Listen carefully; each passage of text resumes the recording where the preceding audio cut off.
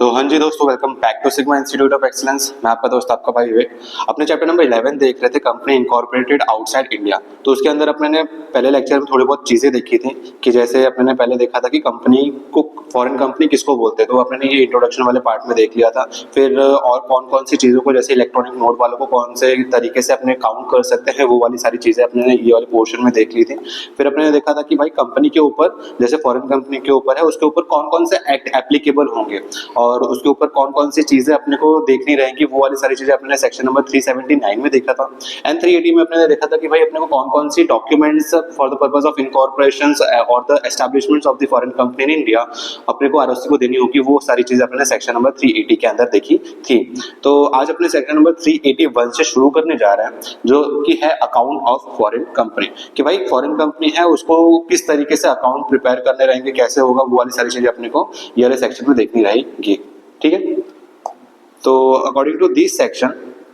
every foreign company shall in every calendar year makes out balance sheet and profit and loss account in such form containing such particulars and including or having attached or annexed that to such document as may be prescribed। भाई बोला गया है कि भाई सारे foreign company को हर calendar year में एक बैलेंस शीट बनानी होगी और प्रॉफिट एंड लॉस अकाउंट बनाना पड़ेगा, जिसके अंदर ऐसे पर्टिकुलर्स होंगे, ऐसी चीजें अटैच की जाएगी जो कि प्रिस्क्राइब करी होगी कि भाई ये डॉक्यूमेंट्स तो एटलीस्ट आपके ये अकाउंट में होनी चाहिए। ये सारी चीजें बताइए। फिर ये सारे जो भी हम बनाएंगे balance sheet, profit and loss account, और उसके साथ जो भी हम डॉक्यूमेंट अनेक्स करने वाले हैं, जो भी चीजें हमें साथ में देनी है, जो प्रिस्क्राइब कर रखी होगी, वो सारी चीजें अपने को आरओसी को डिलीवर कर देनी होगी। ये एकदम जनरल इंट्रोडक्शन था कि भाई क्या है, कंपनी को क्या बनाना है और उसको कहाँ देना है, तो वो वाली चीज यहाँ पे बताई गई। Now according to companies registrations of foreign company rules, every foreign company shall prepare financial statement of its Indian business operation in accordance with the Schedule 3 or near that to as possible confidential for each financial year including क्या। तो भाई यहाँ पे बोला गया कि सारे foreign company को भाई इंडियन बिजनेस ऑपरेशन जो उनका है वहाँ पे उनको Schedule 3, जैसे नॉर्मली दूसरी कंपनी पे अप्लाई होता है, वैसे अपने को Schedule 3 के हिसाब से जो भी बैलेंस शीट होगी, जो भी प्रॉफिट एंड लॉस अकाउंट होगा, वो सारी चीजें, जो भी फाइनेंशियल स्टेटमेंट होंगे, वो अपने को प्रिपेयर करने होंगे इंडियन के हिसाब से, इंडियन रेगुलेशन के हिसाब से। और वो सारी चीजें में क्या क्या इंक्लूड होना चाहिए, कौन कौन सी चीजें अपने को इंक्लूड करनी है। तो firstly documents that are required to be annexed should be in accordance with chapter number 9, that is account of the company. अपने ने चैप्टर नंबर 9 में पढ़ा था कि अकाउंट ऑफ द कंपनी। तो अकाउंट ऑफ द कंपनी के हिसाब से अपने ने वहां पे प्रोविजन देखा था कि इंडियन कंपनी को ये सारी चीजें अपने को फॉलो करनी रहेगी कि अकाउंट कैसे होगी, किस हिसाब से होगी, कौन कौन सी चीजें इंक्लूड की जाएगी। तो वो सेम प्रोविजन पूरा अपने को chapter number 11 that is foreign company पे भी अप्लाई हो जाने वाले हैं। फिर द डॉक्यूमेंट और कौन कौन सी चीजें अपने को इंक्लूड करनी रहेगी, फर्स्ट तो ये होगी। Secondly the documents relating to the copies of latest consolidated financial statement of the parent company as submitted by it to the prescribed authority in the country of its incorporation under the applicable law there। ये चीज क्या बोल रहा है कि समझो, जैसे एक कोई कंपनी ले लो, टेस्ला ले लेते हैं। टेस्ला अपना यूएस बेस्ड कंपनी समझ लो कि भाई ये यूएस बेस्ड कंपनी है। तो इसने क्या किया होगा, वहाँ के रूल्स और रेगुलेशन के हिसाब से अपने फाइनेंशियल्स को प्रिपेयर करा होगा,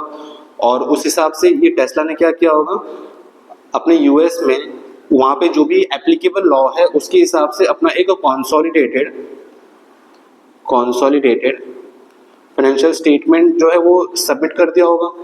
राइट। तो अपने को ये वाली जो चीज है ना, ये जो उन्होंने कंसोलिडेटेड फाइनेंशियल स्टेटमेंट जो दिया है, अपने को उसकी एक कॉपी जो है वो अपने को भी यहाँ पे रखनी पड़ेगी। देखो क्या बोला गया है, the document relating to the copies of the latest consolidated financial statement, यानी पेरेंट कंपनी, जैसे इंडिया के अंदर कंपनी है, उसकी पेरेंट कंपनी टेस्ला समझ लो, तो उस पेरेंट कंपनी का जो भी कंसोलिडेटेड फाइनेंशियल स्टेटमेंट होने वाला है ना, वो सारी चीजें भी अपने को अपने फाइनेंशियल स्टेटमेंट में इंक्लूड करना रहेगा। समझे? देखो एक और बार पढ़ते हैं कि the document relating to the copies of latest consolidated financial statement of the parent company. भाई मैं इंडिया में हूँ, मेरी पेरेंट कंपनी यूएस में है, यूएस के हिसाब से उसने जो भी लेटेस्ट कंसोलिडेटेड फाइनेंशियल स्टेटमेंट जो प्रिपेयर करा होगा, जो भी उसने सबमिट किया होगा by the prescribed authority in the company, जहाँ पे वो इनकॉर्पोरेट हुई है, और जो भी एप्लीकेबल लॉ है वो भी मेरे को मेरे फाइनेंशियल स्टेटमेंट में इंक्लूड करना रहेगा। ठीक है, अब यहाँ पे फाइनेंशियल ईयर क्या है ये यहाँ पे बताया गया, ये अपने चैप्टर नंबर 1 में देख ही लिया है, एक और बार जस्ट रीड कर लेते हैं। अपने चैप्टर 1 में एकदम डिटेल में पढ़ा था। क्या है कि भाई financial year in relations to any company और बॉडी कॉर्पोरेट, भाई कोई कंपनी हो या बॉडी कॉर्पोरेट हो, फाइनेंशियल ईयर क्या होता है, मींस ऐसा पीरियड जो 31 मार्च को हर साल खत्म होता है, वो हमारा होता है फाइनेंशियल ईयर। यानी सिंपल बेस में बोले तो 1 अप्रैल से शुरू होता है एंड 31 मार्च को खत्म होता है। जैसे अपना नॉर्मल कैलेंडर ईयर कब से शुरू होता है कि 1 जनवरी से लेकर के 31 दिसंबर तक। फाइनेंशियल ईयर क्या होता है कि भाई तुम्हारा 1 अप्रैल से शुरू होता है एंड 31 मार्च को खत्म होता है every year, and where it has been incorporated on or after 1st January of a year, the period ending on the 31st March of the following year in respect of financial statement of the company। यानी इसमें क्या बोला गया पता है कि समझो कि भाई मैं एक नई कंपनी बनाऊं और मेरा इनकॉर्पोरेशन हुआ है, समझ लो कि 10 जनवरी को, 10 जनवरी 2023 को रखते हैं कि भाई मेरा इनकॉर्पोरेशन हुआ है। इनकॉर्पोरेशन डेट क्या है, ये है कि भाई मैं इस डे को इनकॉर्पोरेट हुआ हूँ ना। अगर मैं फाइनेंशियल ईयर के हिसाब से देखने जाऊँ तो भाई कुछ ही 2-2.5 महीने के अंदर तो मेरा फाइनेंशियल ईयर खत्म हो जाएगा, 31 मार्च को तो मेरा खत्म हो जाएगा, तो फिर ये तो बहुत छोटा फाइनेंशियल ईयर नहीं हो जाएगा 23 अगर ये देखा जाए तो। इसीलिए यहाँ पे बोला गया कि भाई अगर आप 1 जनवरी के बाद अगर इनकॉर्पोरेट हुए ना तो आपका फाइनेंशियल ईयर पता है कब माना जाएगा कि आपका फाइनेंशियल ईयर खत्म हुआ है, ये आपका फाइनेंशियल ईयर खत्म हो जाएगा 31 मार्च 2024। यानी ये इसके जस्ट बाद वाला 31 मार्च नहीं काउंट किया जाएगा, उसके फॉलोइंग ईयर का काउंट किया जाएगा। यहाँ पे देखो एक वर्डिंग लिखा होगा 31st day of March of the following year, यानी उसके आगे आने वाला जो साल है उसको काउंट किया जाएगा हमारे इस फाइनेंशियल ईयर को काउंट करने के लिए। समझ आया? ये अपने चैप्टर नंबर 1 में देखा ही था, यहाँ पे अपने एक और बार ओवरव्यू ले लिया। Now, provided that whereas company or a body corporate which is a holding company or a subsidiary company or associate company of a company incorporated outside India, ये क्या बोला, ये बहुत ही अच्छी चीज है, एक बार ध्यान से देखते हैं कि समझो ये अपना इंडिया है, वापस वही गंदी सी ड्राइंग बना रहा हूँ कि समझो भाई ये अपना इंडिया है, ठीक है। अब इंडिया के अंदर हमारी एक कंपनी है, इंडिया के अंदर अपनी कंपनी है जिसका नाम अपने रख लेते हैं, क्या रखे ठीक है, रख लेते हैं अपने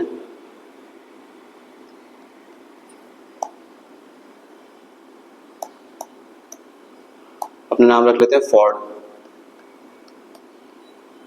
ठीक है। समझ लो इसकी पेरेंट कंपनी जो है वो यूएसए के अंदर है,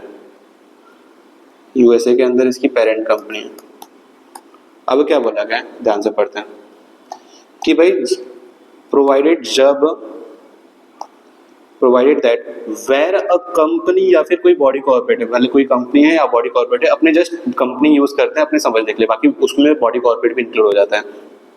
जो कि होल्डिंग कंपनी है। या तो ये फोर्ड जो कंपनी है ना ये तो होल्डिंग कंपनी होगी, या फिर ये फोर्ड जो है वो सब्सिडरी कंपनी होगी, या फिर ये जो फोर्ड है वो एसोसिएट कंपनी होगी ऑफ अ कंपनी जो कि इनकॉर्पोरेट हुई है आउटसाइड इंडिया। यानी ये जो यूएसए के अंदर इनकॉर्पोरेट हुई है वो यहाँ पे कोई कंपनी होगी, उसकी या तो ये होल्डिंग कंपनी होगी या तो सब्सिडरी या तो एसोसिएट कंपनी होगी, जो कि रिक्वायर्ड है। एंड अगर वो रिक्वायर्ड है कि भाई वो डिफरेंट फाइनेंशियल ईयर को फॉलो करे, जैसे अपने इंडिया में क्या चलता है कि भाई 1 मार्च से लेकर के 1 अप्रैल से लेकर के 31 मार्च को अपने फाइनेंशियल ईयर मानते हैं। लेकिन अगर समझ लो कि ये फोर्ड जो है, या तो समझ लो कि या तो ये होल्डिंग कंपनी है, फर्स्ट क्राइटेरिया क्या होगा, या तो ये होल्डिंग कंपनी होगी, ठीक है, या तो ये एसोसिएट या तो सब्सिडरी होगी, समझ लो। थर्ड क्या हो सकता है, या तो ये एसोसिएट हो सकता है। तो तीनों में से कोई भी एक चीज है और उसको जो है एक डिफरेंट फाइनेंशियल ईयर फॉलो करने का रिक्वायरमेंट है for the purpose of consolidation of account की कंसोलिडेशन के लिए, तो the central government may on application made by that company or a body corporate in such a form and manner way is prescribe allow any period as it financial year whether or not the period is a year. यानी अगर ये Ford ने जो है वो central government को एक application दी कि भाई मेरा ऐसा ऐसा दिक्कत आ रहा है, मेरे को ये फाइनेंशियल ईयर फॉलो करना पड़ेगा, जो कि अपने इंडिया में एप्लीकेबल ही नहीं है, लेकिन मेरे ये इसके हिसाब से मेरे को फॉलो करना पड़ रहा है, तो प्लीज मेरे को उस चीज की परमिशन दे दो। तो अगर वो फोर्ड ने सेजी को यानी सेंट्रल गवर्नमेंट को एप्लीकेशन दी और उसका रिक्वेस्ट करा उस चीज के रिलेटेड, तो सेंट्रल गवर्नमेंट चाहे तो उसका वो एप्लीकेशन अप्रूव करके बोल सकता है कि ठीक है कोई बात नहीं, इंडिया में भले वो हम फाइनेंशियल ईयर काउंट नहीं करते हैं, लेकिन तुम्हारा ऐसा जैसा चीज हो रहा है तो हम तुम्हें अलाउ करते हैं। समझ रहे हो? यानी एक और बार रीड करते हैं कि जब भी कोई कंपनी या फिर कोई बॉडी कॉर्पोरेट है, या तो वो होल्डिंग कंपनी होगी, या तो वो सब्सिडरी होगी, या तो एसोसिएट होगी, ऐसी कंपनी जो कि आउटसाइड इंडिया इनकॉर्पोरेट हुई है एंड अगर उसको रिक्वायर्ड है कि वो डिफरेंट फाइनेंशियल ईयर को फॉलो करे, तो वो सेंट्रल गवर्नमेंट को एप्लीकेशन दे देगी, वो कंपनी या वो बॉडी कॉर्पोरेट उस फॉर्म में या फिर उस मैनर में जो भी प्रिस्क्राइब होगा, और वो चाहे तो सेंट्रल गवर्नमेंट उसको अलाउ कर दे, भले ही वो पीरियड ईयर काउंट हो या ना हो। समझ आया? एकदम सिंपल चीज। Now provided further that any application pending before the tribunal as on the date of the commencement of the company's amendment ordinance 2018 shall be disposed of by the tribunal in accordance with the provision applicable to it before such commencement। यानी ये चीज क्या बोल रही है कि समझ भाई, एक कंपनीज का अमेंडमेंट ऑर्डिनेंस एक्ट आया था, मतलब रूल आया था सॉर्ट ऑफ, जो कि आया था कंपनीज ऑर्डिनेंस, अमेंडमेंट ऑर्डिनेंस जो आया था 2018 में, जिसके अंदर थोड़े बहुत कुछ नए प्रोविजंस लाए थे या फिर कुछ चीज़ों को इंक्लूड की थी, एक्सक्लूड की थी, वो वाली सारी चीज़ें इसके अंदर लाई गई थी। नाउ समझो कि भाई ट्राइब्यूनल के अंदर मेरा कोई केस चल रहा है जो कि 2017 से चल रहा है, तो इसके अंदर क्या बोला गया कि भाई 2000 अब और अभी तक वो जो है वो सेट ऑफ यानी वो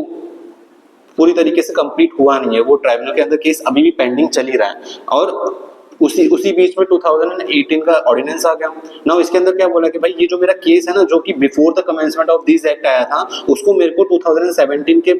टाइम पे जो रूल एप्लीकेबल हो रहा था ना, उसी रूल के हिसाब से मेरे को वो सारी चीजें जो भी हमारा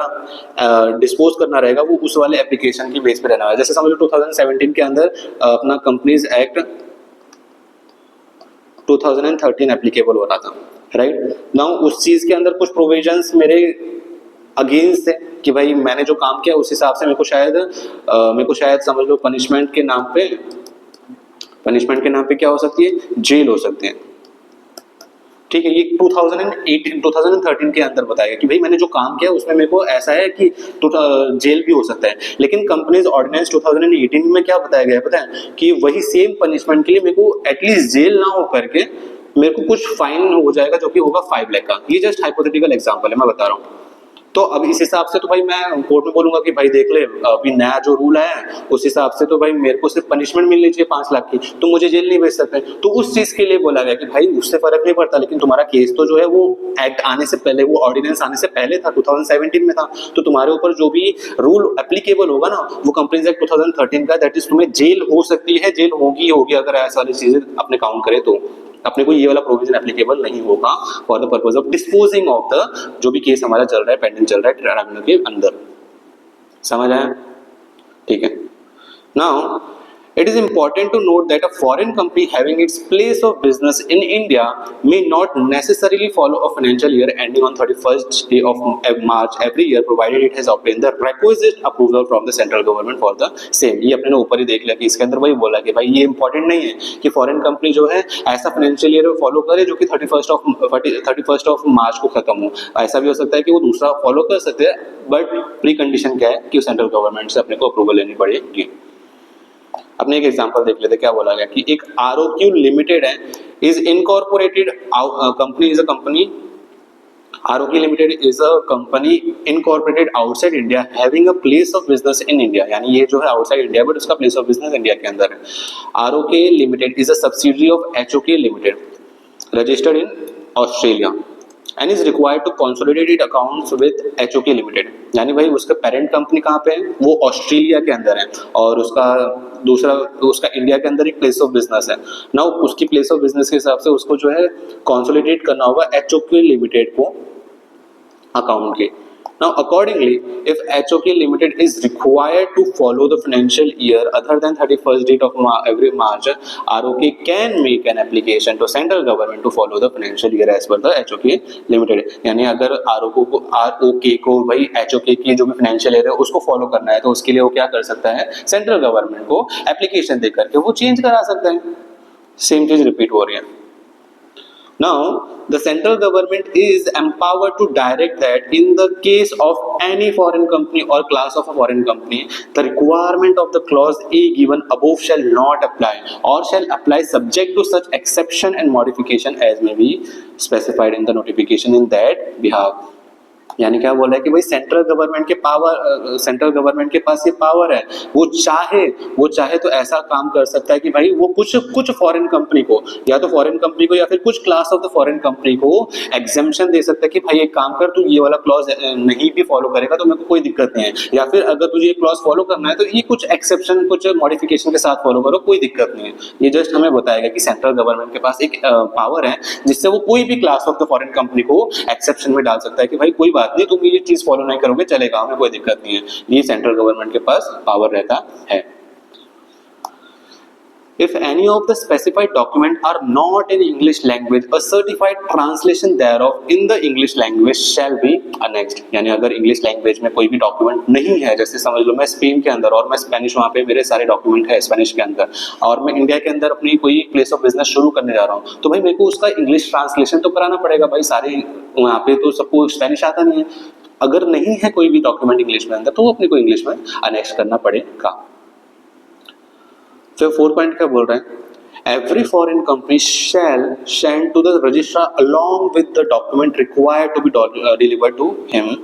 a copy of list in the prescribed form of all place of business established by the company in India as the date with the reference to which the balance sheet referred to in section number 381 is made. यानी सारे foreign company, जो भी foreign company है उसको registrar को document देना पड़ेगा, एक कॉपी ऑफ लिस्ट देनी पड़ेगी जिसके अंदर वो बताएगा कि भाई मेरे प्लेस ऑफ बिजनेस जो भी इंडिया के अंदर है वो कौन कौन से सारे प्लेस ऑफ बिजनेस जो भी हमारे इंडिया के अंदर है उसकी लिस्ट हमें जो है रजिस्ट्रार को बतानी पड़ेगी. भाई ऐसी ऐसी चीज है मेरे यहाँ पे प्लेस ऑफ बिजनेस है, ये सारी जगह ये सारे प्लेस पे जो भी ये वाली चीज है ना वो मेरी है, ये चीजें अपने को रजिस्ट्रार को बतानी पड़ेगी.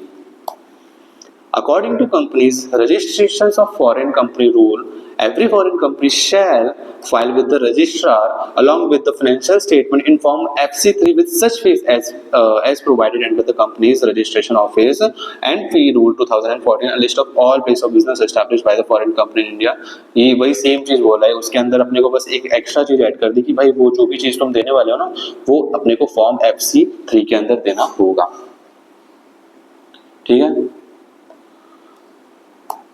According to companies registrations of foreign company rule, if any foreign company ceases to have a place of business in India, it shall forthwith give notice of the fact that to the registrar, and as from the date on which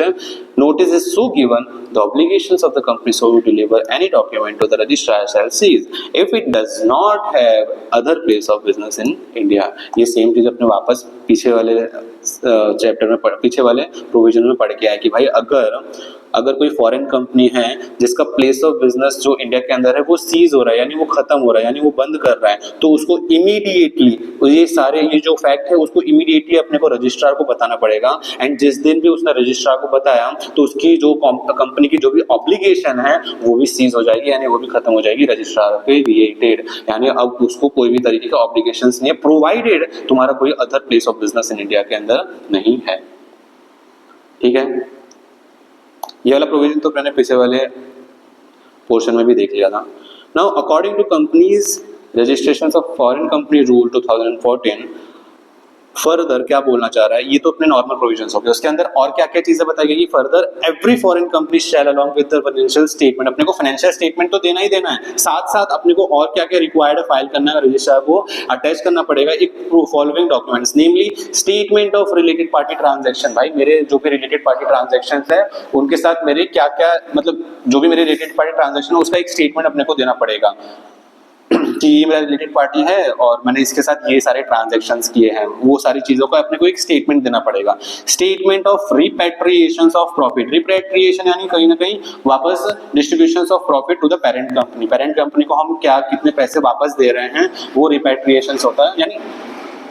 यानी जहां से अपना को पैसे आए उसको अपने वापस ओरिजिन के पास पैसे दे रहे हैं, वो होता है अपना repatriation of a profit. Now statement of transfer of fund including dividend if any, और अगर कोई हमारा ट्रांसफर ऑफ फंड हो रहा है जिसके अंदर डिविडेंड को भी इंक्लूड किया जा रहा है तो उसका भी अपने को एक स्टेटमेंट देना रहेगा। The above statement shall include such other particular are as prescribed in the company's registrations of the foreign company rule 2014। और ये जो स्टेटमेंट मैंने हम लोग ने देखा 1 2 3 देना है, इसके साथ साथ और भी अदर पर्टिकुलर्स भी अपने को इंक्लूड करनी पड़ेगी जो कि प्रिस्क्राइब की गई है कंपनीज रूल के अंदर। ठीक है, यानी इसमें क्या बोला गया कि फाइनेंशियल स्टेटमेंट तो हमें देना ही देना है, नो डाउट, बट उसके साथ साथ अपने को ये फॉलोइंग चीजें भी देनी है कि भाई हमने रिलेटेड पार्टी के साथ क्या क्या ट्रांजैक्शन किया है और मैंने कितना रिपैट्रिएशन ऑफ प्रॉफिट जो है वो वापस दिया है ओरिजिन को, वो वाली सारी स्टेटमेंट, और अगर कोई भी ट्रांसफर ऑफ फंड हुआ है तो उसका एक स्टेटमेंट भी अपने को देना रहेगा। Now all these documents shall be delivered to the registrar within a period of 6 months of the close of the financial year of the foreign company। यानी फॉरेन कंपनी का जो भी फाइनेंशियल ईयर है ना, जैसे समझ लो कि भाई मैंने क्या करा मैंने क्या करा कि 31 दिसंबर का मैंने फाइनेंशियल ईयर के लिए एप्लीकेशन दे के मैंने वो करा लिया कि भाई मेरा जो है प्रोविजन, मेरा जो भी फाइनेंशियल ईयर का जो भी एप्लीकेबिलिटी है ना वो 31 दिसंबर को खत्म होगा, मैंने इस चीज के लिए परमिशन ले ली है सेंट्रल गवर्नमेंट की, तो मेरा फाइनेंशियल ईयर तो इस दिन खत्म हो रहा है, तो इसके खत्म होने के विदिन 6 मंथ यानी इसके बाद यानी जून तक को विदिन 6 मंथ मेरे को ये सारी चीज विदिन 6 मंथ मेरे को अपने ये जो भी डॉक्यूमेंट्स है ना, जो भी डॉक्यूमेंट्स है वो अपने को आरओसी को रजिस्ट्रार को जो है अपने को डिलीवर कर देनी रहेगी। प्रोवाइडेड दैट द रजिस्ट्रार में फॉर एनी स्पेशल रीजन, कोई स्पेशल रीजन हुआ तो और फॉरेन कंपनी ने उस चीज के लिए एप्लीकेशन दी तो उसको जो भी है वो और 3 महीने से एक्सटेंड कर सकता है। यानी समझ लो कि कोई चीज हुई है जिसकी वजह से वो 6 महीने के अंदर जो फॉरेन कंपनी है ना वो डिलीवर नहीं कर पाई रजिस्ट्रार को, तो मैंने क्या किया, मैं फॉरेन कंपनी मैंने क्या किया रजिस्ट्रार को एक एप्लीकेशन दी कि भाई मेरा सो एंड सो रीजन है, इस वजह से मैं नहीं दे पाया, प्लीज मेरे को थोड़ी सी एक्सटेंशन ऑफ द पीरियड दो, तो वो चाहे तो वो 3 महीने और एक्स्ट्रा दे सकता है। यानी अगर 6 महीने प्लस 3 महीने यानी 9 महीने तक का उसको टाइम पीरियड मिल सकता है for the purpose of documented जो भी डिलीवर करनी है अपने को रजिस्ट्रार को। Mukesh and Jordan LLC is a foreign company and is required to file its financial statement within 6 months of the closure of the financial year with registrar on an annual basis along with the following additional document। क्या क्या statement of related party transaction देना है, statement of repatriation of profit देना है and statement of transfer of fund देना है जो भी इंक्लूडिंग डिविडेंड होगा। However, when the central government has exempted or specified different document for any foreign company of the class, then the document as specified shall be submitted। इसके अंदर क्या बोला कि अगर सेंट्रल आपने ने एक प्रोविजन ऊपर देखा था ना, ये वाला प्रोविजन देखा था ना आपने कि सेंट्रल गवर्नमेंट चाहे तो कुछ class of the foreign company को एग्जेम्प्ट कर सकती है कोई चीज के लिए, तो इसके अंदर वही बोला गया कि अगर कोई सेंट्रल गवर्नमेंट ने किसी चीज के लिए एग्जेम्प्ट कर रखा है और उसको बता रखा है कि तुम्हें सिर्फ ये चीज ही देनी है, तो अपने को एटलीस्ट सिर्फ उतनी ही देनी होगी जो सेंट्रल गवर्नमेंट ने प्रिस्क्राइब कर रखी होगी। ठीक है, now audit of account of a foreign company. अब अपने को फॉरेन कंपनी का ऑडिट करना है तो उसके लिए क्या बोला गया है, अपने को बोला गया है कि every foreign company shall gets its account pertaining to the Indian business operation prepared in accordance with the section 381 and rule thereunder shall be audited by a practicing chartered accountant in India or a firm or a LLP of practicing chartered accountant। यानी जो भी foreign company के accounts है, जो भी Indian business के operation से related उनके अकाउंट्स है, वो सारे जो भी अकाउंट्स है उसको ऑडिट कौन करेगा, तो भाई इंडिया के अंदर जो भी प्रैक्टिसिंग चार्टर्ड अकाउंटेंट है वो, या फिर वो प्रैक्टिसिंग चार्टर्ड अकाउंटेंट का फर्म हो गया, LLP हो गया, तो ये सारी चीजें जो है वो ऑडिट कौन करेगा, तो CA करेगा भाई जो अपने बनने जा रहे हैं।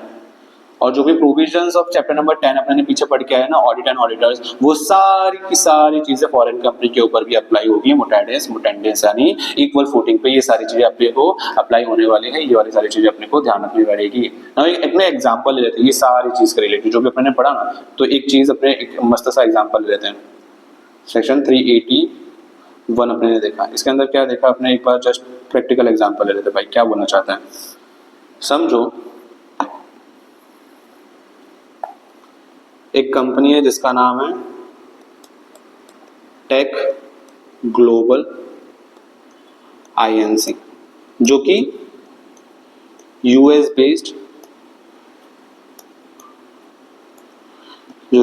बेस्ड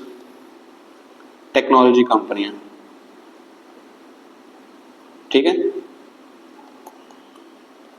नाउ यूएसए के अंदर उसका फाइनेंशियल ईयर पता है क्या है? उसका फाइनेंशियल ईयर है कि 1 जनवरी से लेकर के 31 दिसंबर। ठीक है। नाउ इसका एक ब्रांच ऑफिस है, टेक ग्लोबल INC का एक ब्रांच ऑफिस कहाँ पे? इंडिया के अंदर, मुंबई के अंदर उसका एक ब्रांच ऑफिस है, जो कि उसको सारे सॉफ्टवेयर और जो भी प्रोवाइड होंगे वो सारी चीजें वो करता रहता है। ना उसको इंडिया के अंदर क्या क्या बनना पड़ेगा भाई, क्या क्या करना होगा वो अपने को देखना होगा। अब मुंबई वाला जो भी ब्रांच है ना, उसको फर्स्ट चीज क्या करना होगा कि भाई उसको एक इंडियन ब्रांच अकाउंट प्रिपेयर करना पड़ेगा। प्रिपेयर करेगा क्या? Indian branch accounts. ठीक है। जिसके अंदर वो इंडियन ब्रांच के हिसाब से balance sheet, profit and loss account या फिर दूसरे जो भी डॉक्यूमेंट्स जो भी अपने ने ऊपर देखा, जो भी प्रिस्क्राइब करेंगे, वो सारी चीजें अपने को प्रिपेयर करनी होगी एंड इसको अपने को सबमिट करना पड़ेगा टू ROC। लेकिन ये अकेले नहीं जाएगा, इसके साथ और कौन कौन सी चीजें जाएगी अपने को? इसके साथ और कौन कौन सी चीज डालनी पड़ेगी? तो अपने को पेरेंट कंपनी का अकाउंट, कंपनी का अकाउंट जो है वो भी अपने को अटैच करना होगा साथ में। अपने ने देखा था ना कि भाई पेरेंट कंपनी जो होगा, जो यूएस में जिसने फाइल किया होगा, जो भी लेटेस्ट कंसोलिडेटेड फाइनेंशियल स्टेटमेंट होगा, वो अपने को अटैच करना रहेगा। समझ रहे हो? एंड चाहे तो वो या तो 1 अप्रैल, अब जैसे इंडिया के अंदर है तो उसका फाइनेंशियल ईयर कौन सा काउंट होगा? तो 1 अप्रैल से लेकर के 31 मार्च काउंट होगा। तो उसके पास ऑप्शंस है, और ऑप्शंस क्या है कि भाई एक separate April to March financial year बनाए एंड साथ ही साथ वो एक जनवरी टू दिसंबर वाला भी ऑपरेशन बनाए, जो कि उसको वहां पे देना होगा। ऑप्शन 2 क्या है कि भाई वो CG को भाई क्या करे, एप्लीकेशन दे। एप्लीकेशन में बताए कि भाई मेरा पेरेंट कंपनी है जो 1 जनवरी से लेकर 31 दिसंबर तक फॉलो करता है, मुझे भी वो फॉलो करना होगा, तो प्लीज मेरे को इस चीज के लिए क्या दो, मेरे को परमिशन दो। तो क्या वो दे सकता है? तो सेंट्रल गवर्नमेंट चाहे तो वो दे दे, और अगर वो दे देता है तो उसको सिर्फ एक ही ऐप बनाना पड़ेगा, जो कि होगा 1 जनवरी से लेकर के 31 दिसंबर तक। ठीक है। ये एकदम नॉर्मल सा पूरा कंक्लूजन है कि भाई क्या करना है भाई को। और साथ ही साथ अगर वो अपने ने ये भी देखा था ना कि ये वाली सारी चीजें भी अपने को देनी पड़ेगी, रिलेटेड पार्टी ट्रांजैक्शन हो गया, रिपेट्रिएशन हो गया ऑफ प्रॉफिट, या फिर ट्रांसफर ऑफ फंड हो गया। ठीक है। नाउ अपने दूसरे पार्ट देखते हैं। ये था 381। 382 क्या बोला है? Display of name etcetera of a foreign company, that is section number 382, कि भाई जो भी फॉरेन कंपनी है shall conspicuously exhibit on the outside, conspicuously exhibit on the outside of every office of the place where it carries on business in India। यानी क्या बोल रहा है कि भाई जो भी फॉरेन कंपनी जहां पे भी काम कर रही है, जहां पे भी उसका ऑफिस है, उसके बाहर कॉन्स्पिशियसली एग्जिबिट करे, कॉन्स्पिशियसली यानी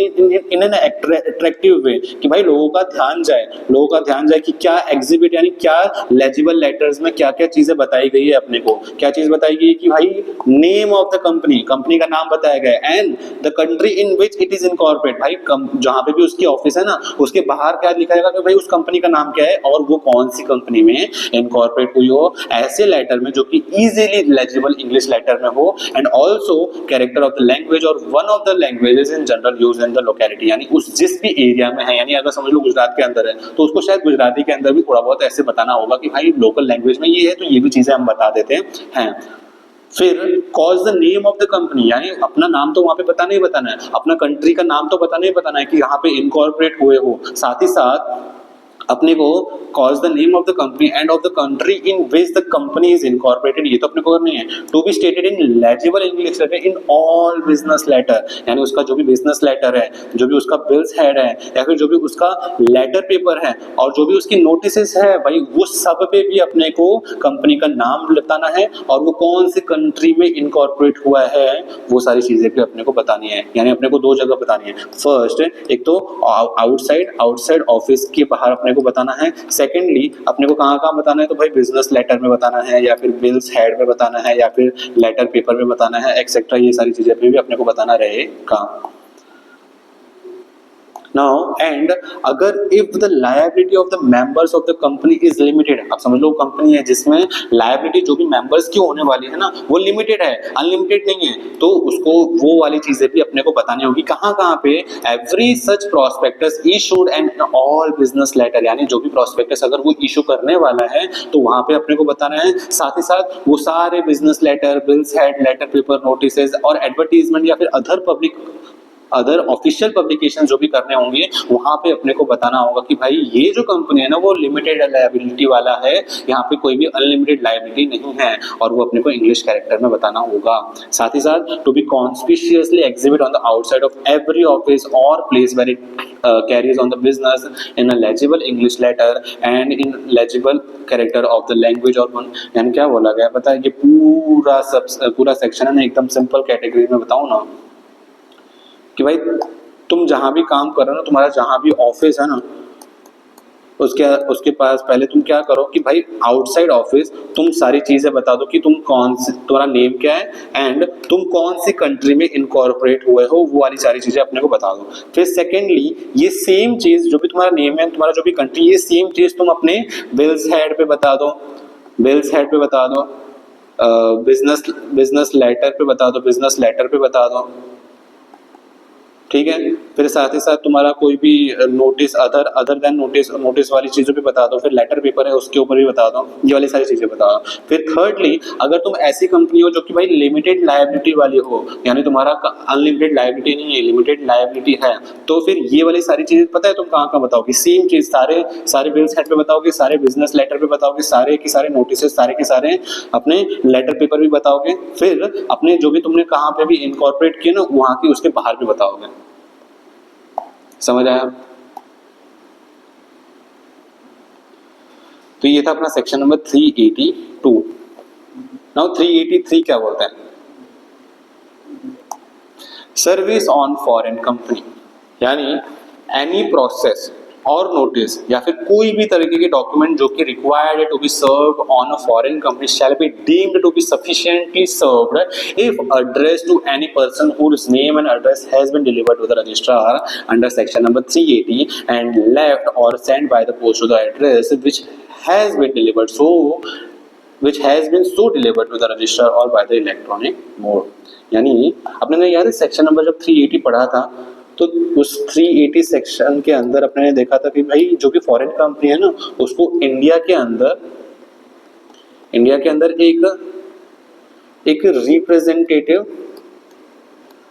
रिप्रेजेंटेटिव अपॉइंट करना रहता है जो कि यहाँ पे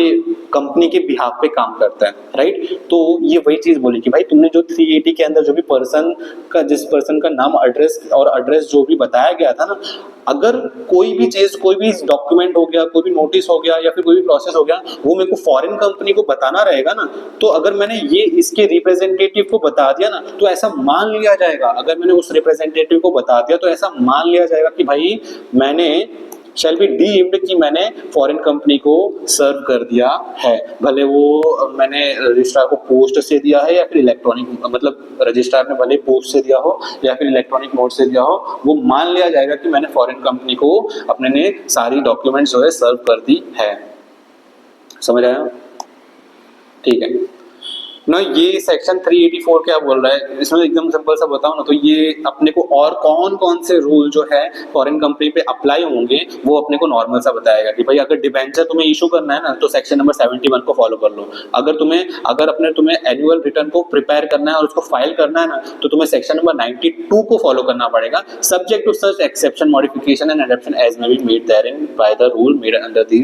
act apply to foreign company. यानी अगर कोई एक्सेप्शन मिल रहा है, कोई मॉडिफिकेशन मिल रहा है या फिर कोई दूसरा अडैप्शन मिल रहा है तो वो कंसीडर करने के बाद तुम्हें जो है, अगर तुम्हें एनुअल रिटर्न प्रिपेयर करना है, फाइल करना है तो सेक्शन नंबर 92 को तुम्हें फॉलो करना रहेगा। फिर तुम्हारे ऊपर जो है ना सेक्शन नंबर 135 भी कंप्लाई करने की रिक्वायरमेंट आ जाएगी जो कि है अपनी कॉर्पोरेट सोशल रिस्पांसिबिलिटी, यानी section number subject to such exception modification and adoption as may be there, यानी उस रूल के अंदर, उस सेक्शन के अंदर जो भी तुम्हारे एक्सेप्शन, वो भी जो भी चीज है वो भी तुम्हें ऑब्वियसली कंप्लाई करनी रहेगी। यानी सेक्शन नंबर 135 का तुम्हें पता है ना कि अपने को एक लिमिट होती है कि वो लिमिट क्रॉस करने के बाद ही अपने को कॉर्पोरेट सोशल रिस्पॉन्सिबिलिटी पॉलिसी जो है वो फॉलो करनी रहेगी। तो वो उसी चीज की बोले कि वो एक्सेप्शन और वो मॉडिफिकेशन भी अपने को ध्यान रखना पड़ेगा। यानी ये सेक्शन नंबर 384 में सिंपल सा ये बता रहा है कि आपको कौन कौन से सेक्शन अप्लाई होंगे अगर आपको ये फॉलोइंग चीज करनी है। अगर इशू ऑफ डिवेंचर करना है तो 71, और अगर एनुअल रिटर्न ऑब्वियसली बात है प्रिपेयर है तो फाइल तो करना ही होगा, तो अपने को सेक्शन नंबर 92 करना होगा। और अगर तुम्हें ऊपर जो है वो CSR की रिस्पॉन्सिबिलिटी आ रही है तो 135 को अपने को फॉलो करना रहेगा ना। ये चीज क्या बोल रहा है,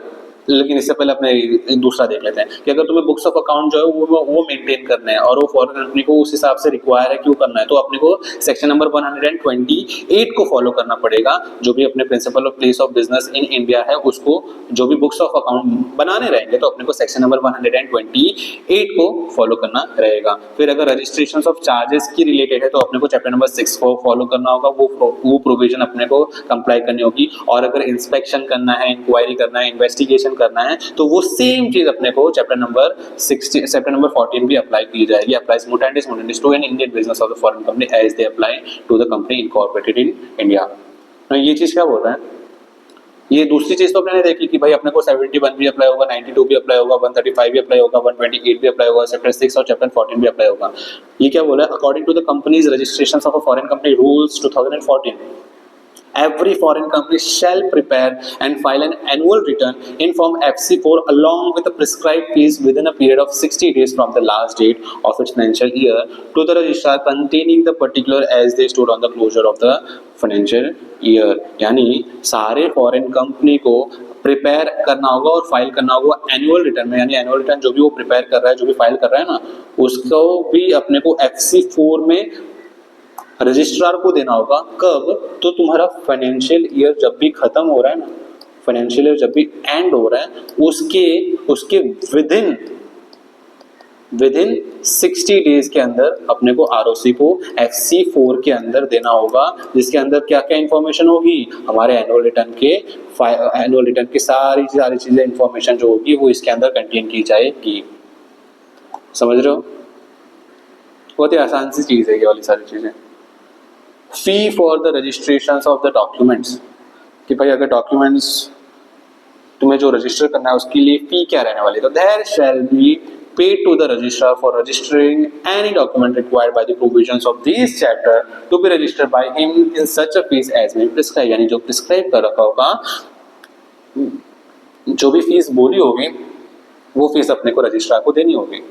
अपने को फीस यहाँ पे स्पेसिफिकली बताई नहीं गई है, वो डिपेंड करता है हर एक चीज के लिए। तो यहाँ पे इन्होंने सिंपल सी चीज बता दी कि भाई जो भी प्रिस्क्राइब कर रखा होगा ना वही फीस मेरे को दे देना, बस बात खत्म। According to company's registrations of a foreign company rule 2014, the fees to be paid to the registrar for registering any document relating to the foreign company shall be such as provided in the company। ये वही same चीज repeat कर रहा है। Now interpretation, section number 386 क्या बोल रहा है, for the purpose of a foregoing provisions of this chapter the expression, यानी इस चैप्टर में जो भी प्रोविजंस हम पढ़ रहे हैं तो उसके अंदर कुछ कुछ वर्ड अपने ने देखे थे, उसका मतलब क्या है, उसका मतलब ये है, जैसे अपने ने स्टार्टिंग में देखा था कि अपने को सर्टिफाइड कॉपीज जो है वो ट्रांसफर करनी पड़ेगी, डॉक्यूमेंट सर्टिफाइड होनी चाहिए जो कि अपने को रजिस्ट्रार को देने होंगे। तो सर्टिफाइड क्या होता है, यानी सर्टिफाइड ट्रांसलेशन भी देखा था। तो वो वाली सारी चीजें का मतलब क्या है, तो सर्टिफाइड मतलब certified in prescribed manner to be true copy और अ करेक्ट ट्रांसलेशन। यानी सर्टिफाइड डॉक्यूमेंट देना है, यानी वो सही कॉपी होनी चाहिए, ऐसा नहीं कि हम फोर्ज करा करके दे रहे हैं, गलत डॉक्यूमेंट दे रहे हैं, तो वो ट्रू कॉपी होगी। और सर्टिफाइड ट्रांसलेशन यानी उसका करेक्ट ट्रांसलेशन होना चाहिए। करेक्ट ट्रांसलेशन ऐसा नहीं कि भाई यहाँ पे लिखा कुछ और है उसका मतलब कुछ और है, लेकिन हम जब ट्रांसलेशन कर रहे हैं तो वो कुछ और बता रहे हैं। तो हमें वो ध्यान रखना होगा कि अपने को करेक्ट ट्रांसलेशन भी होगा और जो भी कॉपी दे रहे हैं वो हमारा ट्रू कॉपी होना चाहिए।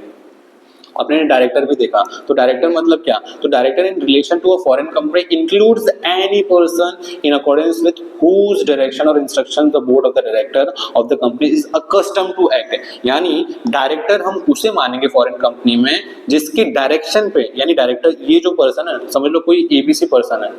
एबीसी पर्सन है, ये कुछ चीजों के लिए डायरेक्शन दे रहा है डायरेक्शन दे रहा है, कोई काम के लिए डायरेक्शन दे रहा है, और ये जो भी इसने डायरेक्शन दिया है ना, वो चीजों के लिए बोर्ड ऑफ डायरेक्टर है अकस्टम टू एक्ट, यानी उन्हें फॉलो करना ही है, वो चीजें उन्हें एक्ट के हिसाब से वो चीजें फॉलो करनी ही होगी, तो ये पर्सन को अपने को डायरेक्टर मान लिया जाएगा। यानी अगर इसने डायरेक्शन दिया और वो बोर्ड ऑफ डायरेक्टर्स को अकस्टम टू एक्ट, यानी वो चीजों ने फॉलो करनी होगी, तो ये एबीसी को अपने जो है डायरेक्टर मान लेंगे। समझ रहे हो? और प्लेस ऑफ बिजनेस क्या, आपने अभी देखा कि प्रिंसिपल प्लेस ऑफ बिजनेस ये रहा, अगर इंडिया के अंदर प्लेस ऑफ बिजनेस है ये है, तो वो क्या होता है? प्लेस ऑफ बिजनेस मतलब इंक्लूडिंग द शेयर ट्रांसफर और अ रजिस्ट्रेशन ऑफिस, या तो रजिस्ट्रेशन होगा, रजिस्ट्रेशन ऑफिस होगा, या फिर शेयर ट्रांसफर होगा। शेयर ट्रांसफर मतलब क्या कि भाई उन्होंने क्या किया होगा ना, इंडिया के अंदर एक जगह बना दी होगी जहाँ पे उनके शेयर ट्रांसफर होंगे, यानी उन्होंने क्या किया होगा कि जो भी उनके फॉरेन कंपनी के जो भी उनके शेयर्स होंगे, तो उसकी रजिस्ट्रेशन के लिए कि हाँ भाई ए पर्सन इंडिया के अंदर है, वो हमारी कंपनी में एज एन शेयर होल्डर है, वो वाली सारी चीजें यहाँ पे मेंटेन की जाती है, तो वो भी उनका प्लेस ऑफ बिजनेस में इंक्लूड होगा। तो अगर समझ लो वो सीज हो रहा है, कोई दूसरा पर्सन लेने आ रहा है वो शेयर को, और कोई पर्सन सेल कर रहा है, तो वो चीजें यहाँ पे शेयर ट्रांसफर में इंक्लूड की जाती है, वो भी प्लेस ऑफ बिजनेस में अपने को काउंट करना रहता है। तो ये सिंपल सा बस एक अपने को इंटरप्रिटेशन बता रखा है कि भाई सर्टिफाइड क्या होता है, डायरेक्टर्स क्या क्या होते हैं, प्लेस ऑफ बिजनेस अपने को क्या माना जाता है। समझ आया? Now examine with the reference to the provisions of the companies act 2013 whether the following, अपने को बताएगा कि क्या कंपनी है वो फॉरेन कंपनी माना जाएगा नहीं माना जाएगा। तो एक ऐसी कंपनी जो कि इनकॉर्पोरेट हुई है outside India having a share registration office at Mumbai, तो ऑब्वियस सी बात है भाई ये फॉरेन कंपनी होगी। एक ऐसा इंडियन सिटीजन है जो इंडियन सिटीजन है incorporated a company in Singapore for the purpose of carrying on business there. भाई एक इंडियन सिटीजन है जिसने सिंगापुर के अंदर एक कंपनी इनकॉर्पोरेट हुई है, बट भाई यहाँ पे ऐसा कुछ बोला है क्या कि वो इंडिया के अंदर काम कर रहा है? नहीं ना, ऐसी कोई भी चीज बोले जिससे वो इंडिया के अंदर ऐसा माना जाए कि प्लेस ऑफ बिजनेस इंडिया है, नहीं। तो ये फॉरेन कंपनी कैसे हो सकता है? ये फॉरेन कंपनी नहीं है। तो वही सेम चीज ये पूरे आंसर में बताया गया है। पहले अपने को फॉरेन कंपनी का डेफिनेशन बताया गया है क्या है, फिर अपने को सेक्शन नंबर 386 के रिलेटेड बताया गया कि ये वाली सारी चीजें अपने प्लेस ऑफ बिजनेस क्या क्या चीजें बताती है। तो further to qualified as a foreign company, company must have follow the feature कि भाई वो इंडिया के आउटसाइड इंडिया इनकॉर्पोरेट हुआ हो और उसका प्लेस ऑफ बिजनेस इंडिया के अंदर हो। ये चीज याद है अपने को इंपॉर्टेंट है। तो ये सारे प्रोविजन लिखे हुए हैं, और इसीलिए अपना कंक्लूजन क्या बोल रहा है कि भाई पहला जो कंपनी है ना, भले वो इनकॉर्पोरेट आउटसाइड इंडिया, लेकिन उसका इंडिया के अंदर शेयर रजिस्ट्रेशन है, इसीलिए उसको हम जो है फॉरेन कंपनी ट्रीट किए जाएंगे। लेकिन दूसरा जो केस है, in the case of the company incorporated in Singapore for the purpose of the carrying on the business in Singapore, it will not fall with in definitions of a foreign company. क्यों? क्योंकि इसका first condition तो follow हो रहा है, कि भाई वो आउटसाइड इंडिया है, लेकिन सेकंड कंडीशन तो फॉलो नहीं हो रहा ना भाई कि उसका प्लेस ऑफ बिजनेस तो इंडिया के अंदर नहीं है। तो वाली सारी चीजें भी ध्यान रखोगे। इसीलिए ये जो है in order to foreign company it has to be place of business in India and must conduct, इसीलिए उसको हम फॉरेन कंपनी नहीं मानेंगे, उसको फॉरेन कंपनी हम नहीं कैटेगराइज करेंगे। ठीक है। Now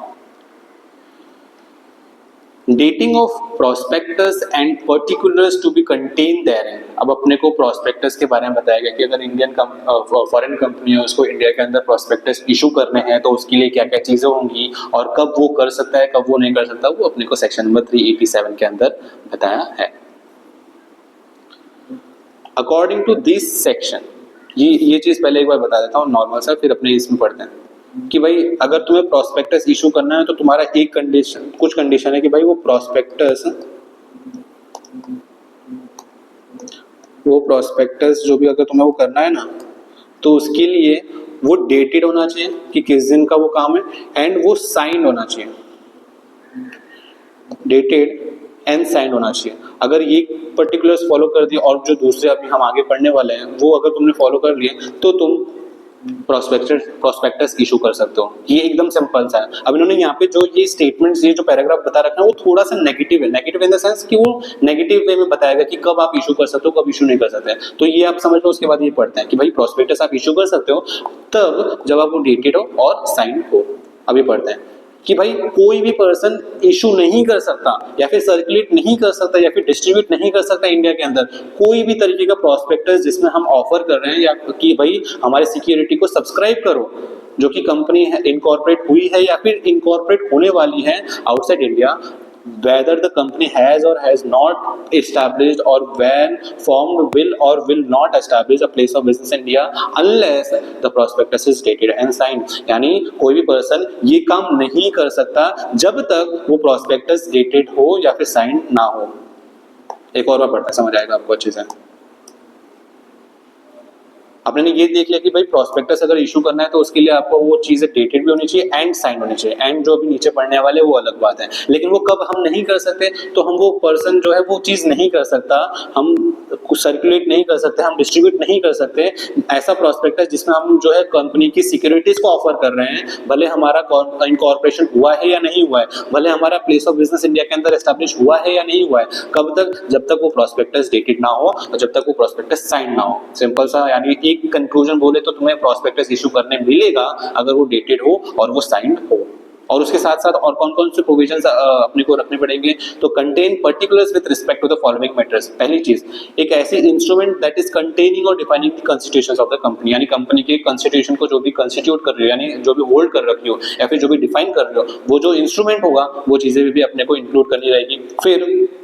the enactment or provision by or under which the incorporations of the company was effected, यानी भाई तुम कौन से प्रोविजन के अंडर जो है या फिर तुम कौन से लॉ के अंडर जो है तुम्हारा इनकॉर्पोरेशन हुआ है, वो वाली सारी चीजें। यानी समझ लो कि कोई कंपनी है जो कि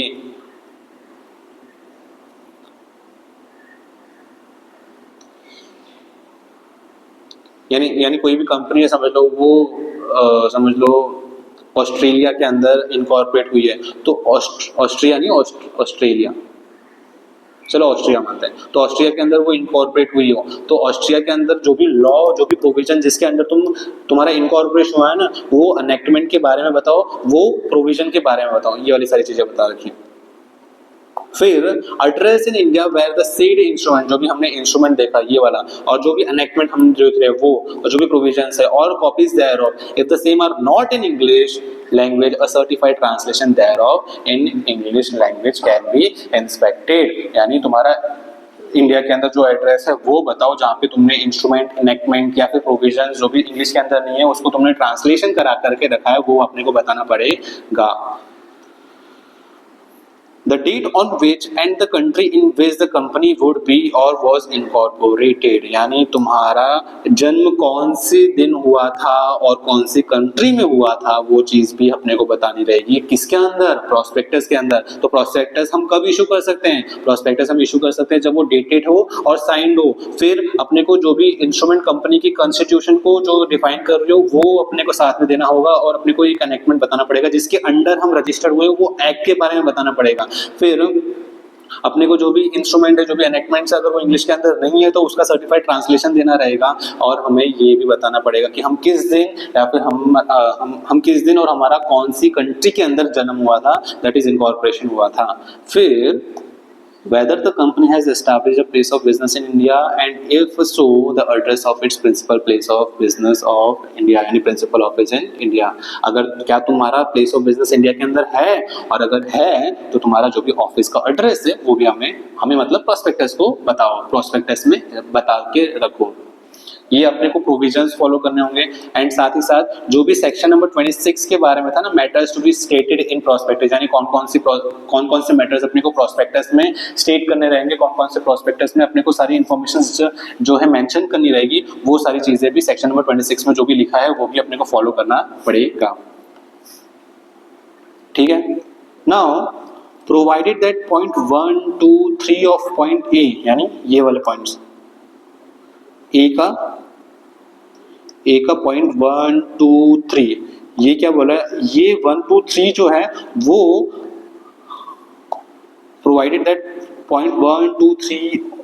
of point A above shall not apply, यानी ये तुम्हें फॉलो करने की जरूरत नहीं है in case of a prospectus issued more than 2 year after the date at which the company is entitled to commence business. यानी ये क्या बोल रहा है कि भाई अगर तुम्हें इनकॉर्पोरेट होते हुए, यानी मैं समझ लो इनकॉर्पोरेट हुआ हूँ, यानी फॉरेन कंपनी इनकॉर्पोरेट हुई है, एंड उसके वो 2 साल के बाद जो है वो प्रोस्पेक्टस इशू कर रही है ना, तो आपको पॉइंट 1, 2, 3 से जो है प्रोविजन जो है वो एक्सेप्शन में आ जाएगा, आपको वो फॉलो करने की जरूरत नहीं रहेगी। जैसे एक एग्जांपल देखो, मीर कंपनी एलएलसी एक कंपनी है, इनकॉर्पोरेट हुई है दुबई के अंदर ऑन 28 ऑफ अप्रैल 2019, यानी इसका इनकॉर्पोरेशन डेट क्या है, इनकॉर्पोरेशन डेट है 28 अप्रैल को,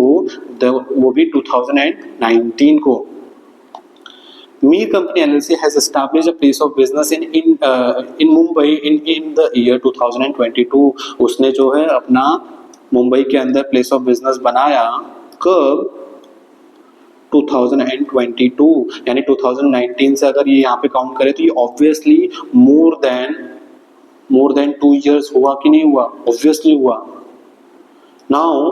the place of business in India proposes to offer subscription to the security of Mir Company LLC. Now the place of business in India before going with the subscription will have to file prospectus dated and signed। अपने को prospectus देना पड़ेगा जो कि dated and signed होना चाहिए, and the prospectus shall not be required, जो कि 1 और 2 और 3 में जो हमने देखा ना वो उससे required नहीं है, तुम नहीं follow करोगे चलेगा, क्योंकि तुम्हें 2 years हो चुका है after the commencement of its business commence होने की, यानी ये इनकॉर्पोरेशन की बात कर रहा है, तुम्हें इनकॉर्पोरेट हुए 2 साल से ज्यादा हो गए और 2 साल के बाद तुम जो है वो प्रोस्पेक्टस इशू कर रहे हो, तो तुम्हें पॉइंट 1, 2, 3 जो है वो एप्लीकेबल नहीं है, वो तुम नहीं फॉलो करोगे तो चलेगा,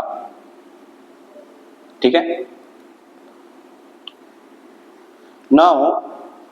no waivers of compliance in prospectus, any conditions requiring or binding an applicant for security to waive compliance with any requirement imposed by the virtue of section 387 or purporting to impute him with the notice of any contract, document or matter not specifically referred to the prospectus shall be void। यानी इसके अंदर क्या बोल रहा है कि भाई मैंने क्या बताया क्या क्या, मैंने पता है क्या क्या, मैंने एक काम किया कि भाई मैं कंपनी हूँ, मैंने एक शेयर होल्डर के साथ एक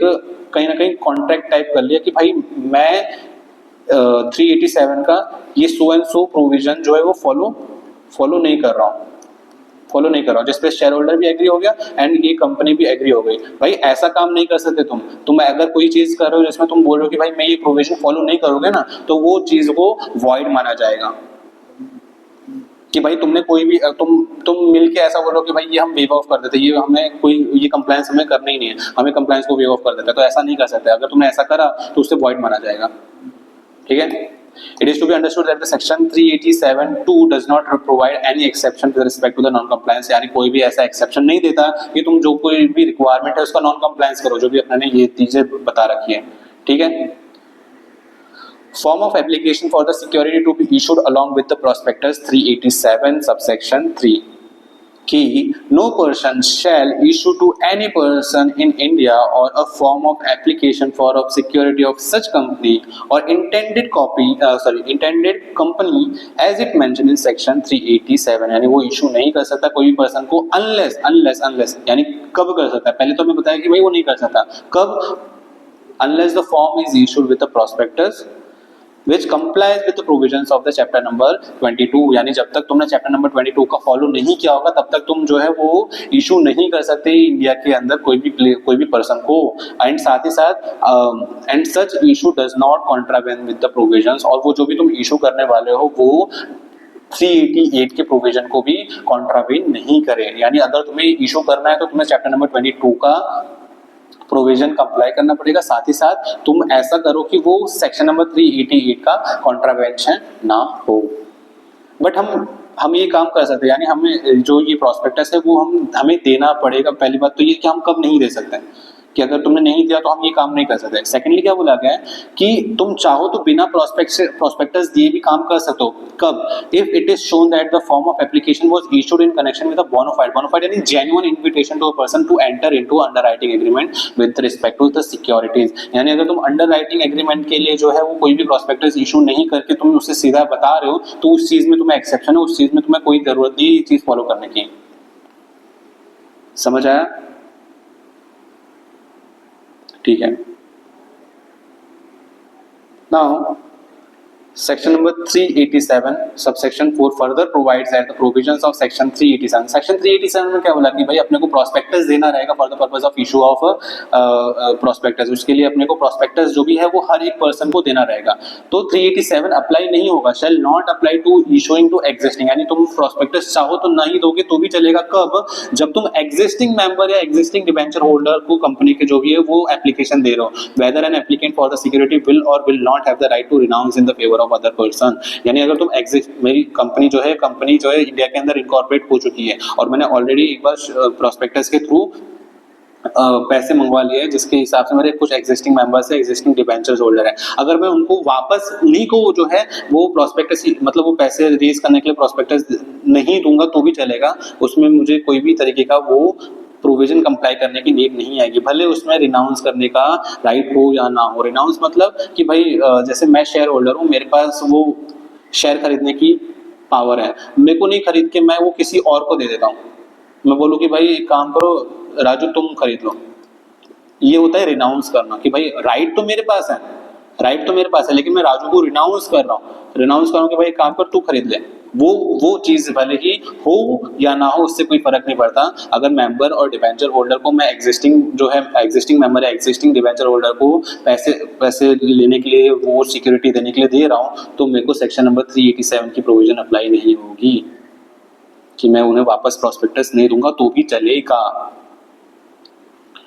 Except in so far as it required a prospectus to be dated to the issue of prospectus relating to the security which are to be in all respect uniform and security previously issued and for the time being dealt in quoted or on a recognized stock exchange। यानी इसमें पता है क्या बोला कि भाई अगर ये तो फर्स्ट कंडीशन था कि अगर मैं एग्जिस्टिंग मेंबर या एग्जिस्टिंग डिबेंचर होल्डर को दे रहा हूँ ना तो मैं प्रोस्पेक्टस नहीं दूंगा तो चलेगा। नाउ मैं सेम चीज का यानी मैंने इससे पहले 10 की फेस वैल्यू का मैंने इससे पहले एक बार ऑलरेडी एक 10 की फेस वैल्यू का शेयर जो है वो इशू कर रखा है। नाउ मैं ये सेम चीज का वापस री इशू कर रहा हूं ना तो भी मैं अगर प्रोस्पेक्टस नहीं दूंगा तो भी चलेगा। ये अपने लिए पता है चैप्टर नंबर 3 के अंदर डिटेलिंग में देखा था, उसके अंदर क्या बोल रहा है कि भाई हमें वापस प्रोस्पेक्टस देने की कब जरूरत नहीं है, तो अगर मैं एग्जिस्टिंग मेंबर या फिर एग्जिस्टिंग डिबेंचर होल्डर को दे रहा हूं तो मैं प्रोस्पेक्टस नहीं दूंगा तो चलेगा। और अगर मैं एग्जिस्टिंग यूनिफॉर्म वाली चीज जो भी मैंने प्रीवियसली इशू कर रखा है 10 की फेस वैल्यू का, अगर मैं वही सेम चीज को वापस इशू कर रहा हूं तो भी मैं प्रोस्पेक्टस नहीं दूंगा तो भी चलेगा। वही सेम चीज को ये पूरे पैराग्राफ में रिपीट किया गया है। जैसे देखो but subject to section 387 shall apply to prospectus or form of application where issued on or with reference to the formations of a company or subsequent, यानी आगे वाली जो भी फॉर्मेशन या फिर सब्सिक्वेंट चीजों के लिए वहां पे वो अप्लाई होगा, लेकिन ये वाली सारी चीजों के लिए अप्लाई नहीं होगा जो अपने ने ऊपर पढ़ा। Now, according to section 387(4), the provision of section 387 shall not apply to the issue of prospectus or form application relating to the security of the company to the existing member or debenture। ये same चीज repeat हो रही है कि हाँ भाई अगर मैं existing member या डिबेंचर होल्डर को दे रहा हूँ तो मैं सेक्शन 387 का अप्लाई ना करके मैं उनको प्रोस्पेक्टस नहीं दूंगा तो भी चलेगा। Secondly, the provision of 387 shall not apply in respect of issue of prospectus dealing with the offer for security which are uniform in respect। Uniform मतलब ये 10 की फेस वैल्यू वाली चीज ही मैं वापस रीइशू कर रहा हूँ with the security previously issued। Such previously issued securities are listed on recognized stock exchange, इसीलिए वो वाली सारी चीजें भी अपने को अप्लाई नहीं होगी। However, provision relating to the dating of, लेकिन हम उसको डेट तो लिखना ही पड़ेगा ना भाई, डेटिंग और साइन तो करना ही पड़ेगा। पॉइंट 5 क्या बोल रहा है, nothing in section 387 shall limit or diminish any liability which any person may incur under any law for the time being in force in India or under the Companies Act 2013 apart from the 387। यानी 387 भले ही उन्होंने follow करा हो ना करा हो उससे कोई फर्क नहीं पड़ता। अगर तुमने कोई दूसरे लॉ के अंदर तुमने कोई काम किया है, दूसरे लॉ के अंदर तुम्हारी कोई लायबिलिटी इनकर्ड हो रही है तो वो तो तुम्हें फॉलो करनी पड़ेगी, वो कोई भी चीज से लिमिट या फिर डिमिनिश नहीं करेगी। भाई मेरा 387 का प्रोविजन है तो मैं ये दूसरी चीज को फॉलो नहीं करूंगा, भाई 387 तो फॉलो करना ही करना है नो डाउट, लेकिन अपार्ट फ्रॉम 387 इसको हटा दो। अगर तुम्हारा कोई दूसरा लॉ है, दूसरा जो भी उस टाइम के अंदर इंडिया के अंदर था और उसके अंदर कोई तुम्हारी लायबिलिटी है ना तो तुम्हें वो चीजें फुलफिल करनी होगी, वो तुम्हारी कोई भी चीज लिमिट या फिर डिमिनिश नहीं कर रही है, वो चीजें अपने को ध्यान रखनी पड़ेगी। ठीक है, तो ये था अपना सेक्शन नंबर 387 जो कि था अपना प्रोविजन किसके रिलेटेड, अपने प्रोस्पेक्टस के रिलेटेड, ये अपने पर्टिकुलर प्रोविजन थे। तो नेक्स्ट वाले लेक्चर में अपने सेक्शन नंबर 388 से शुरू करेंगे कि भाई क्या होता है 388, वो वाली सारी चीजें अपने नेक्स्ट लेक्चर में देखेंगे। तो आज के लिए बस इतना ही, अपने जो भी नेक्स्ट वाली चीजें, जो भी नेक्स्ट प्रोविजन होने वाले हैं वो अपने नेक्स्ट वाले लेक्चर में अपने यहाँ से शुरू करेंगे। और अभी तक अपने जो भी पढ़ा ना 387 तक जो भी प्रोविजन देखे थे वो एक बार आप रीड कर लेना तो आपको और अच्छे से अंडरस्टैंडिंग आ जाएगी, उसमें कोई दिक्कत नहीं आएगी। ठीक है, तो आज के लिए बस इतना ही, thank you so much, bye bye.